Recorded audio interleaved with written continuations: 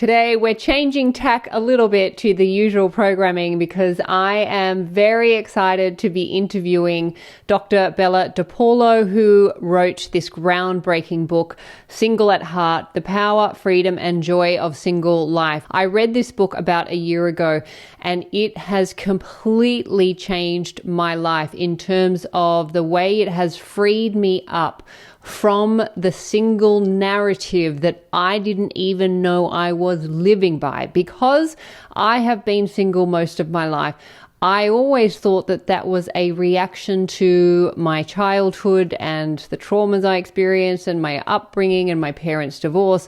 And what this book did was give me another narrative which is backed up by research. And that narrative is uplifting, heart-opening, amazing and wonderful and joyful. And what it did for me, it helped me to realize that my singleness, my preference for being single, is not a reaction to the past.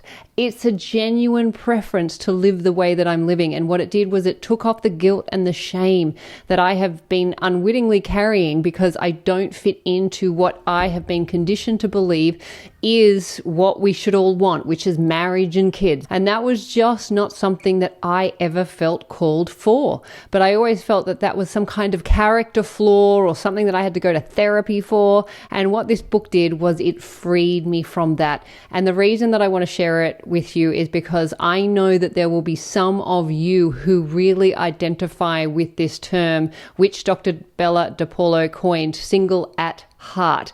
And even if you don't identify as single at heart, this is still an important book because there are going to be times where even if you are in a relationship or you're single and wanting to be in a relationship, which again is just a preference, there are going to be times where we are going to be single. You're going to be single. And the narrative that you have around that, around your singleness, is going to determine your experience of that period of your life. And we have been conditioned into thinking that being single is some kind of disease. It's something that you don't want. You want to get away from it as quickly as possible. And I know that there is a big single positivity movement happening. And this book is certainly going to help that. And I do think it's an important read for everybody. But also what it does is it points towards valuing all of our relationships, not just romantic relationships. Now, one of my favorite things to do as a law of assumption coach is to help people realign and be back in contact with their specific person reflection. It's one of my favorite things to do, and I do it well with the clients who are wanting to be in relationship with their specific person reflection. I have many clients that I'm working with who are back in contact as a result of the work with I Am that we do in those sessions. And there is this idea that to help somebody be in a successful relationship, you have to be in a successful relationship yourself. Well, personally, I am in a successful relationship because I am in a successful relationship with I Am. And my preference is to live on my own. I love being on my own. I need my solitude. I love my relationships with my friends and my loved ones, but I also need my time alone in order to enjoy those relationships. So I wanted to share Dr. DePaulo's work because it is so important. It's such an important message. It does shift the narrative around being single. And if you are single, that is a very rich, fertile time to come back into relationship with yourself rather than using it as a waiting room between your romantic relationship. So part of my work here on this channel is to flip the script and rewrite unhealthy or limiting narratives. And I believe that this is one of them. And this book has completely freed me up to be more of who I am as an embodiment of the infinite I Am. As Headley, I have my personal preferences, and this is one of them. I am very happily single at heart, and this book has given me permission to really step into that, embrace it, speak openly about it, and hopefully inspire others who feel the same way to embrace their single at heartness as well, and also help those who are wanting to be in a relationship as well to embrace the time where you're not in that romantic relationship. So we'll get into the interview, and I hope you enjoy our conversation. Dr. Bella DePaulo, thank you so much for joining me. Thank you for inviting me. Oh, I am just so excited to speak to you because you have written an incredible life-changing book called Single at Heart, The Power, Freedom, and Joy of Single Life. Thank you. I'm so glad you see it that way. Which it was a real work of passion, you could probably tell. I can absolutely tell, which is why I'm so excited to speak to you more about this. Bella, you are a PhD and a leading expert on single life and has been described by The Atlantic as America's foremost thinker and writer on the single experience. Dr. DePaulo coined the term single at heart, and her TEDx talk, What No One Ever Told You About People Who Are Single, has been viewed more than 1.7 million times. In addition to writing Single at Heart, she is the author of Singled Out and How We Live Now, among other titles, and has written the Living Single blog for Psychology Today since 2008, and has been published by New York Times, The Washington Post, Time Magazine, The Atlantic, and many others, and has appeared on shows including The Today Show, CNN American Morning, CBS This Morning, and Good Morning America. So you kind of are the expert on single life. Dr. DePaulo has a BA from Vassar College and a PhD from Harvard University and has lectured nationally and internationally. After 2 decades as a professor of psychology at the University of Virginia, Dr. DePaulo moved to the West Coast, where she is currently an academic affiliate at the Department of Psychological and Brain Sciences at the University of California, Santa Barbara. Wow. And you are single and living happily ever after in Summerland, California. Bella, thank you so much for being here and agreeing to do this. And thank you for that beautiful introduction. Wonderful. Well, let's get straight into it. As I said in the introduction, this book has completely opened my eyes and freed me up from the single narrative that I think has pervaded our culture and society for generations. So before your book, I had not heard of the term single at heart. Obviously, you've coined that term.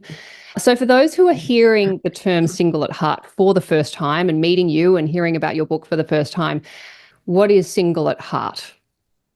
People who are single at heart are happy and flourishing because they're single, not in spite of it.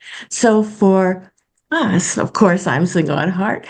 Single life is our most meaningful, fulfilling, and psychologically rich life.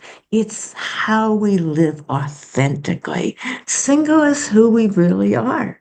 This is something that obviously you've known, that you have been single at heart for most of your life. I saw on your TED Talk, you introduced yourself as 63 and I've been single my whole life, proudly and excitedly. So how did you know that you were single at heart? Was it something that you always knew? Kind of, but for a long time, I always liked being single. I never had this yearning to be married. You know, I never collected bridal magazines. I didn't have a list of characteristics of my ideal partner. But for a long time, I thought, well, so many other people are obsessed with that. Maybe I'm just slow. You know, maybe wanting to get married is like getting bitten by a bug, and I haven't gotten bitten yet. After a while, there was no like one aha moment, but after a while, I realized this is who I really am. At heart, I'm single.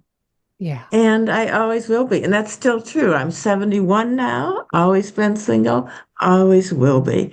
You know, for people like us who are single at heart, the risk is not what we would miss if we did not organize our life around a romantic partner, but what we would miss if we did. Ooh. And that's, of course, why I know that I am single at heart, because when I was reading your book, I'm just nodding. It's like my body is just saying yes. And where I'm a little different is because I was fixated on finding somebody. I absolutely felt that I had to find somebody and I had to be with somebody, but it didn't feel right. There was always something that didn't feel quite right about that. When it came to children, I never felt the bug. So that was something that I was always, I thought there was something wrong with me, because you're supposed to Yes. get married and you're supposed to have children. And, in my late 30s, I thought I should probably go and see a doctor. And maybe because I Yes. thought the bug would bite me Oh in my my mid gosh. 40s, the bug never bit. And what you've described is such an important reason why I wrote this book, because so many people think, oh, if I don't want to get married, if I don't want to organize my life around a romantic partner, there must be something wrong with me. Yes. Maybe I should see a therapist. And what's so exasperating about that is that people who are saying this, and many people have told me stories like this, what they are saying is, I'm so happy being single. I love my single life. What's wrong with me? And imagine you have what so many people crave, a life that you love. And instead of feeling proud of yourself, you're wondering, what's wrong with me? Well, that shouldn't happen. Yeah. And that is the gift of your book, because Thank when I read it, that narrative literally felt you. like it was lifting off me. And then what Yes. happened was I felt grief because Yes. I felt this sense of sadness that I have spent a life feeling wrong for something that feels so Mm-hmm. natural, and that I have spent so much of my life looking for something that I was supposed to look for and not finding it, Mm-hmm. and then Mm-hmm. giving myself a hard time. Well, there must be something wrong with me for that. And Yes, that's exactly what I want to combat. well, you are. So Good. thank you.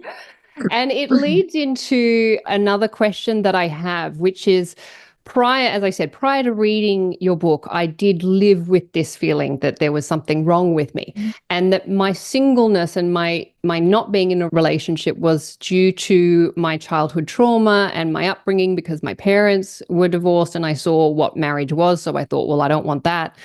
How do we know that we are truly single at heart? What's the degree to which this is a reaction to trauma and upbringing? What's the difference there? Yeah, I have heard versions of that before. And what is really striking about it to me is that married people never ask themselves that question. I mean, why don't they say, I like being married, I'm happily married, but is marriage for me just a response to childhood trauma and a dysfunctional family?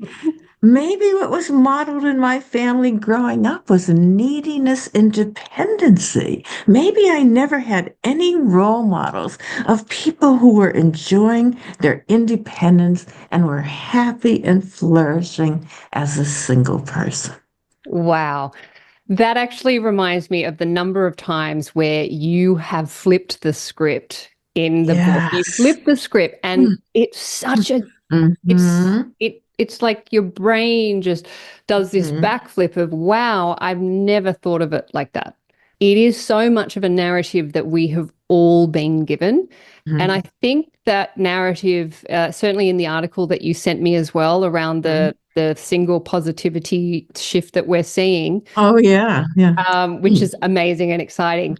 In the Mm-hmm. last chapter of the book called Resistance, you do write about this ongoing resistance to the notion that single people can be genuinely happy, and that it is a genuine choice that they make, and it's not coming from any reaction or trauma. Mm-hmm. It's a genuine preference. Mm-hmm. You talk about the disadvantages that single people face, which I can certainly attest to.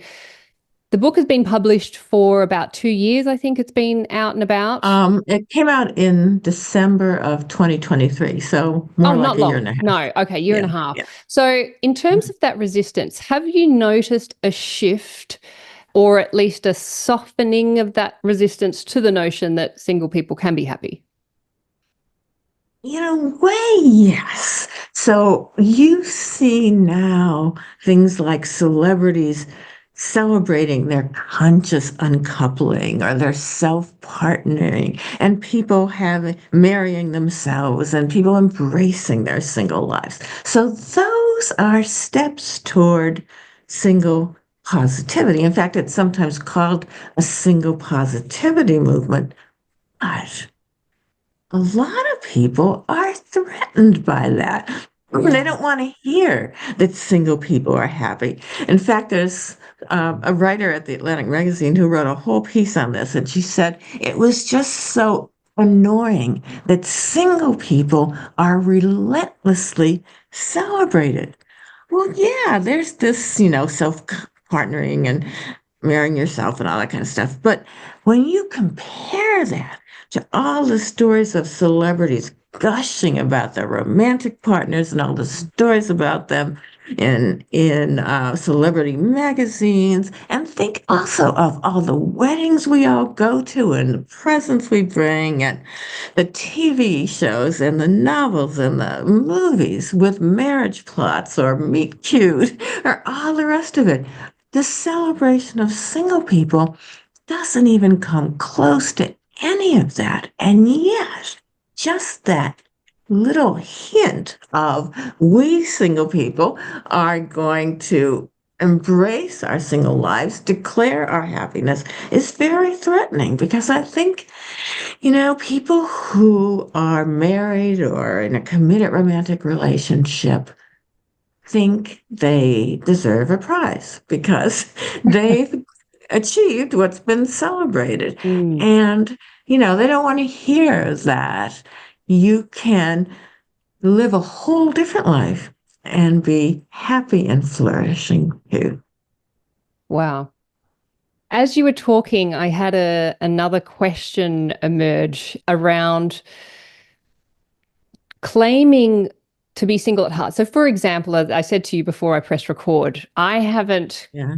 spoken out about being single at heart. So this is very new for me, and it feels in a way of kind of coming out in a way to say, this Yeah. is who I am, this is how I've been living, this is how I Mhm. love to live, this is where I'm most comfortable.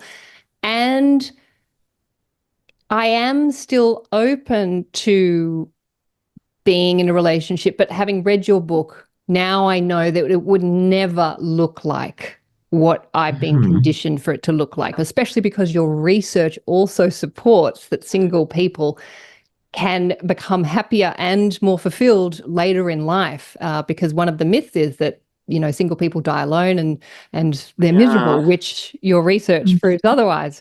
Yeah. Where is the space in, or is there space within the single at heart for those relationships and those connections? How do relationships and connections fit into single at heart? Okay, so let me talk about romantic relationships first and then Yes. broaden the meaning of relationships. So, Yes. romantic relationships, yes, some people who are single at heart, not all of them, but some of them do have romantic relationships. Sometimes they might date people for fun, or they might have friends with benefits. Some Now, this was something I had to be persuaded of, but some people who have committed romantic relationships and even are married have insisted to me that they are single at heart. Mm-hmm. And what I found when I learned more about what their relationship and their marriage was like was that it was not at all conventional. So they typically have their own space, both physical and emotional. So physically, they might have, separate ends of an apartment or separate rooms, or some of them even have separate houses or separate apartments. And they also don't have this enmeshment that some couples do. So they typically can spend time with people they want to spend time with without always having their partner with them. Um, and their partner, if they're single at heart too, is not going to feel threatened by that. They also find ways to carve out some time to themselves, some solitude, some space to themselves. And so in a lot of ways, they value what the single at heart people value, which is their freedom, their independence, their um, their solitude, and their opportunities to spend time with people other than their partner. Mm. So on the single at heart quiz, they usually don't score as high as people who are single at heart and do not have a partner. But the ones who insist, yes, I am single at heart, even though I'm married, do score pretty high. Yeah. Yeah. I think I scored 15 out of 15, I think it was, or maybe Oh, wow, 14 that's and a great. half. I love it. Yeah, that's I great. was like, oh my gosh, it was so enlightening because it's just not often that a book comes along that, makes such an impact at the level that your book did make for me, and how much I've learned from even just everything that you were just saying as well, that is that single at heart. We were talking about the romantic relationships, and Oh, nice. one of the questions that I did want to ask you is that we have become so obsessed with finding the one. And I Mhm. love how in your book you introduce the idea of cultivating the ones and Right. a whole network of friends and family and loved ones. And I just love that so much. Yes. Just before I ask you the question, I just wanted to make a mention on that. I did see, talking about celebrities, I did see an interview with Shakira recently, the singer. And she's Okay. recently been through a divorce. And somebody said, Uh-huh. do you think you'll ever get married again? And she said, I can't see myself getting married again, but I can see myself being very happy and living a very happy life with my friends. She has the Yeah, ones. she has the ones. So, what does your research tell us when it comes to looking for the one versus cultivating the ones? Yes. So you know how people sometimes say, oh, she's just a friend. He's only a friend. Why do we say just a friend when a friend can be so important to us? And when we have circle of friends or relatives or whoever we value in our life, that gives us great resilience. Because if you're depending primarily on just one person Mm. to be your everything, to be there for you and always at the ready no matter what. That's very risky. It might be nice when your relationship is going great, but what if your spouse or partner gets tired of you or, they get sick or they die? I mean, then you're stuck because you've invested everything into just one person. And there is also research showing that people who depend on different people for different kinds of things are tend to be happier than people who are put all of their relationship eggs into one basket. Mm. And I think in so many ways, the ones having the ones is really a good thing. We can invest in different people, have different people care about us. And another thing people say all the time to single people is, oh, what's going to happen if you get sick? Well, Yeah. there are several people whose stories I told in Single at Heart who were who faced devastating near-death experiences. And they were surrounded by friends and relatives who were there for them. And in a way, it's less pressure if you have a circle of people who care about you because then each person can contribute what they want when they're available rather than having this expectation that your romantic partner is going to do everything. Mm. And one of the points that you made in the book is, what if your partner does die and then Yeah. you are on your own? And because you Mhm. haven't cultivated the ones, that can be a very challenging Yes. time. So I guess that's a point for whether somebody is in a relationship or they are single at heart, that Mhm. cultivation of the ones is Mhm. incredibly important, regardless Right. of what your Yes. preferences are. And another thing that people who are single at heart cultivate or learn are a lot of the skills of everyday life. So when people are married and live together, they split up the chores and the tasks, usually in ways that they bicker about because it never seems like a fair splitting up.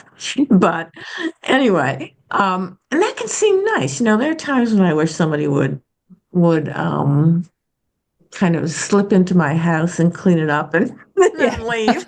So Yeah. so there's that. But single people who stay single and are not looking for a partner and they expect to stay single, they figure out everything. They either learn how to do it all or they figure out who they can get to help or who they can get to hire.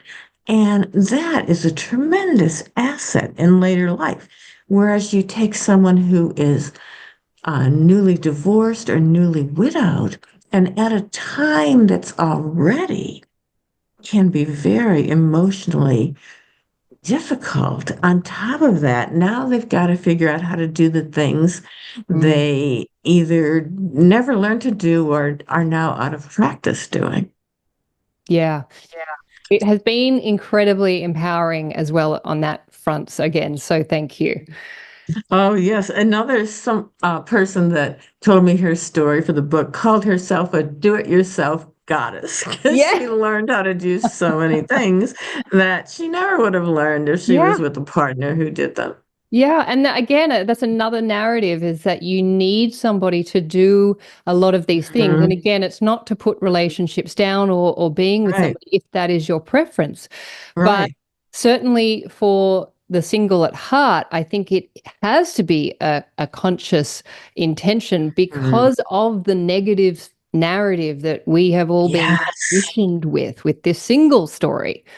yes, yes, So, yes. and just on that, one of the terms in law of assumption, the specific person term, which is very similar to the magical mythical marriage partner that you Right. talk about in the book. Uh-huh. While part of my work as a law of assumption coach, I love working with what I call specific person reflection because it's the person that you're working with is always the reflection of your consciousness. So I love that part of my work. But I also, and again, one of the reasons why I wanted to chat to you is to re-educate and to bring people out of this obsession on this specific form and person as if this person is somehow the answer to everything and they're going to complete me in some Mhm. way, because I just find that is so detrimental and it causes so much harm. So, can you share a little bit about this magical, mythical marriage partner and and what Yeah, you so have so learned in your research about this? right. So let me tell you how I describe it in my Single at Heart book.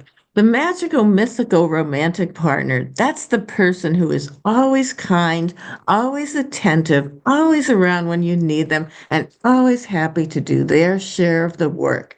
That's the partner who always wants the same kind and amount of sex that you do at the same time that you do and never strays. As a parent, this partner is always present with your children and devoted to them, and the family you have together is free of conflict or cruelty. In later life, the magical, mythical, romantic partner is always there when you've fallen and can't get up. This person is there when you need a ride to a medical procedure or need someone to stay with you at the hospital and is by your side no matter how long your illness lasts. This partner is never sick and never sick of you. Yeah. They are perfect. Okay.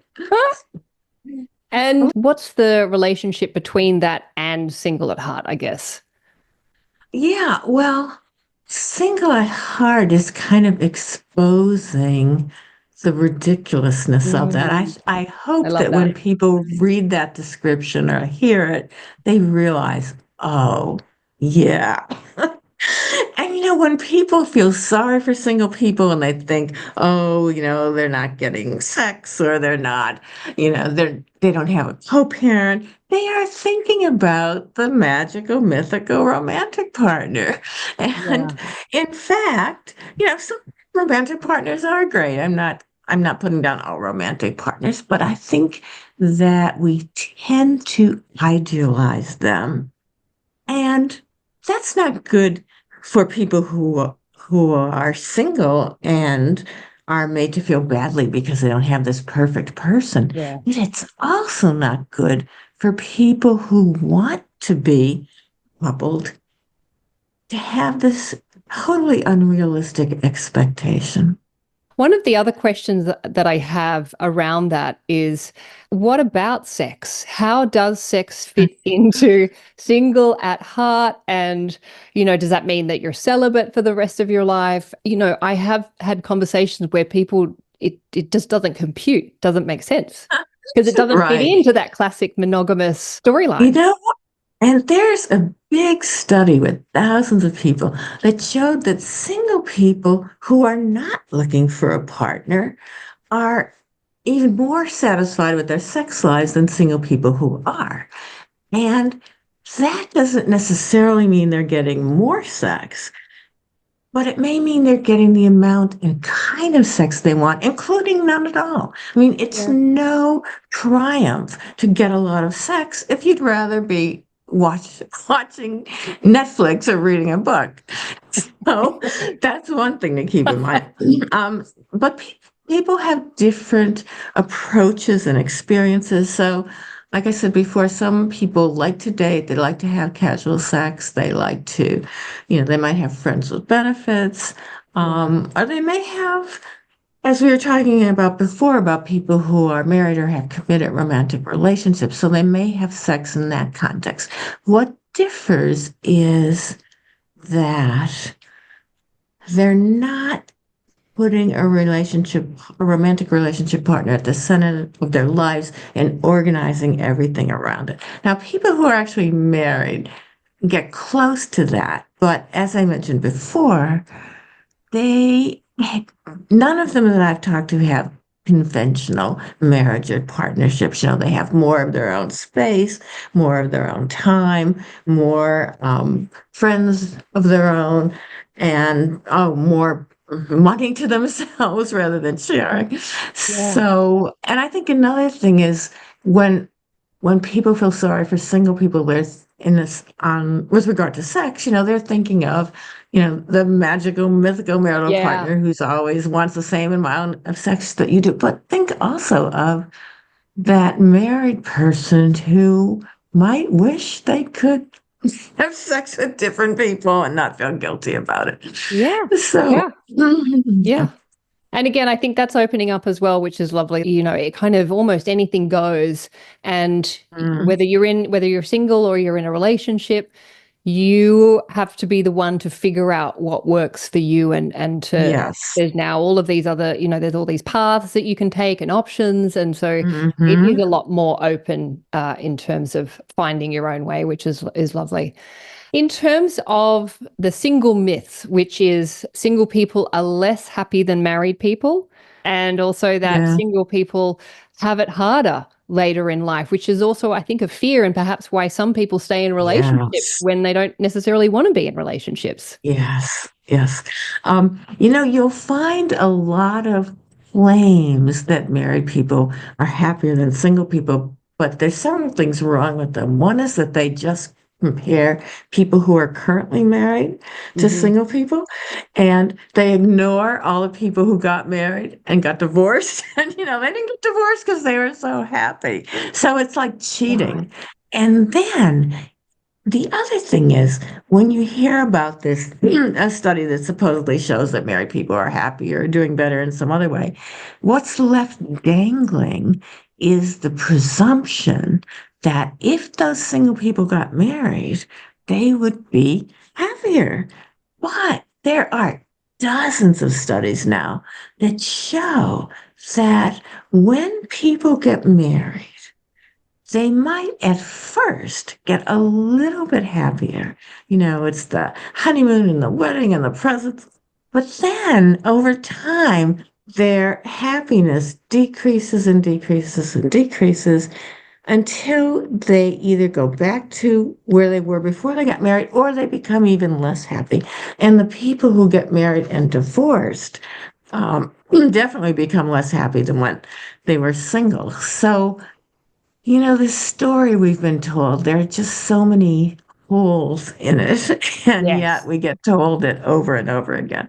Yes, and thankfully, your work and research is filling those holes and presenting an entirely new way. I mean, one of the things that I said to one of my friends is I've never heard singleness be put into this language. And what I think your research does is that there's single people who are looking for a partner and want to be married, and that is Mm-hmm. one type of single person. And then there is another Right.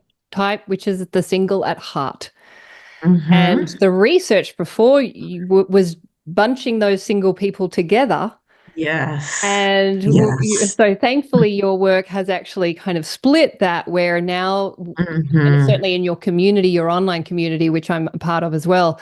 And I Oh, just great. love hearing these stories of people who've taken themselves out Yes. to dinner and having wonderful times and taking themselves Yes, and all on the pictures holidays. of their And adventures. One thing that was really great about that single at heart community and kind of get to know them, you recognize their names. Well, when I did a book tour for Single at Heart, at each city that I stopped in, we organized a dinner afterwards.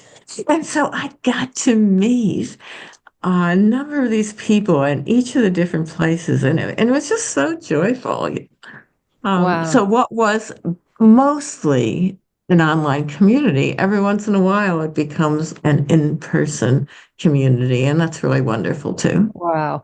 Do you have any plans on coming to Australia anytime soon? I would love to. I want to go I to one was of those there. dinners. Oh, I know. I was there many years ago and absolutely loved it. So I don't Oh, have any wow. plans yet, but it's on my wish list. Okay, well, I'm sure that we have a single at heart community, which will be growing even bigger with your book.